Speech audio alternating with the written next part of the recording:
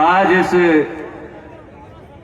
महापंचायत में उपस्थित, समय का अभाव है, नाम नहीं ले सकता, लेकिन सम्मानित मंच और सामने बैठी 36 कौम की सरदारी को मेरा राम राम, आपके चरणों में मेरा ढोक। सर्वप्रथम मैं याद करना चाहूंगा गुर्जर समाज के सबसे बड़े आदर्श कर्नल बैंसला साहब को, जिन्होंने हमें अपने हक और अधिकारों के लिए लड़ना सिखाया।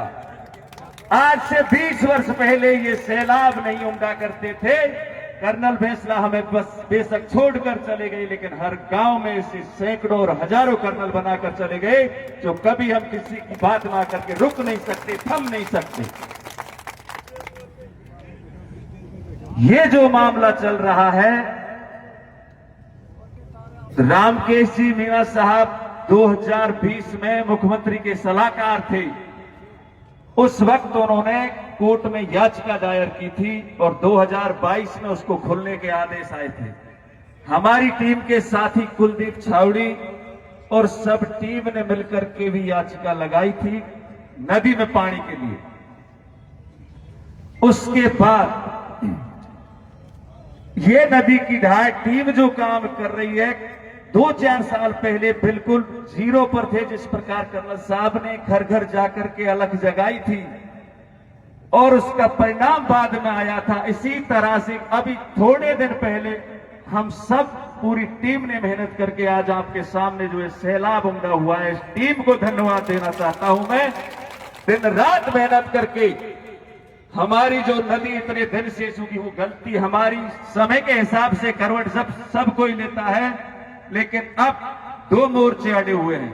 इधर 39 गांव जिनकी जमीन गई और एक वो अनकमांड क्षेत्र था, उसको कमांड क्षेत्र बना दिया। और नदी की ढाई जो प्रकृति की देन है, जो बनाने की जरूरत नहीं, समय और स्थिति परिस्थिति और धरती के हिसाब से जो बह करके निकलती हुई घना पक्षी विहार होते हुए यमुना नदी में मिल जाती है। आप एक बात का अंदाजा लगाओ, कुछ अपवाद लोग अपनी राजनीतिक रोटियां सेकने के चक्कर में, बात गौर से सुनना, हरीश मीणा बामनवास से चल करके जब यहां आकर के खंडीप में पंचायत कर सकता है और ये बात खानदान की कहता है, चाय की कहता है, उसे मैं कह देना चाहता हूं, ये वो कौम है, इसने इस देश के लिए मुगलों से लड़ाई लड़ी, अंग्रेजों से इस कौम ने लड़ाई लड़ी।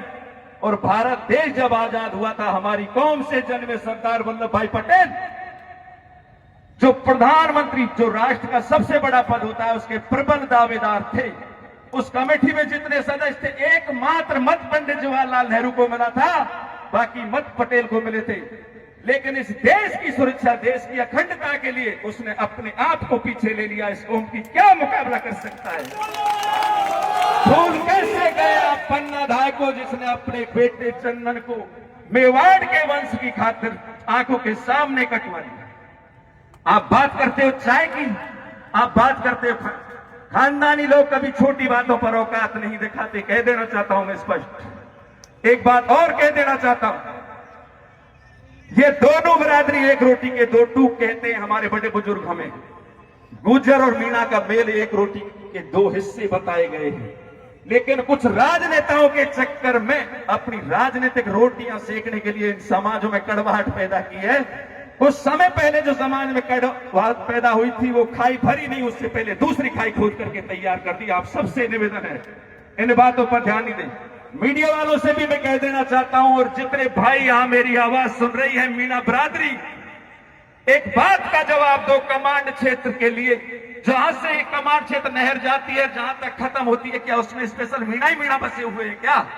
वहां राजपूत भी रहते होंगे, मुसलमान भी रहते होंगे, चमार भी रहते होंगे, फिर ये मीणाओं की लड़ाई कैसे होगी? ये जहां से नदी चलती है, भरतपुर तक कम से कम 15 लाख की आबादी है, 15 लाख, जिसमें 36 कौम बस्ती, अकेले गुर्जर नहीं बसते उसमें। जाट समाज 84 यहां लगा हुआ है, भरतपुर में पूरी 36 कौम बसी हुई है। फिर ये समझते क्यों नहीं है मीणा और गुर्जर? ये बुद्धिजीवी नहीं है क्या? इन राजनेताओं के चक्कर में दोनों जातों को लड़ाने का कौन सा औचित्य है? जाकू राम जी छप्पर फाड़ दे, एमएलए एमपी बन जाए, भी लड़ाई बिनते कतई काम नहीं चले। पहली बात। दूसरी बात, सरकार से एक और कह देना चाहता हूं, जिस प्रकार उन्होंने कमांड क्षेत्र बनाया है, ये जो नदी बहती हुई आ रही है गुजरों के गांव में, एक भी एनीकट नहीं है। भोगपुर, भागलपुर, किरवाड़े फिरवाड़े में, फिर सिंगड़िया में और फिर मऊ में, गुजरों के गांव में एक भी एनीकट नहीं। सरकार ने उन एनीकट में पैसा लगाया है। ये नदी जब बारिश का मौसम आता है, जब सरकार इस पानी को रोक के दिखा दे, हमें पानी की कोई जरूरत नहीं है, हम कह देंगे हमें पानी नहीं चाहिए, कोई दिक्कत नहीं। जब बरसात होती है, पांचना जब डैम भरता है, जब कहीं जगह नहीं मिलती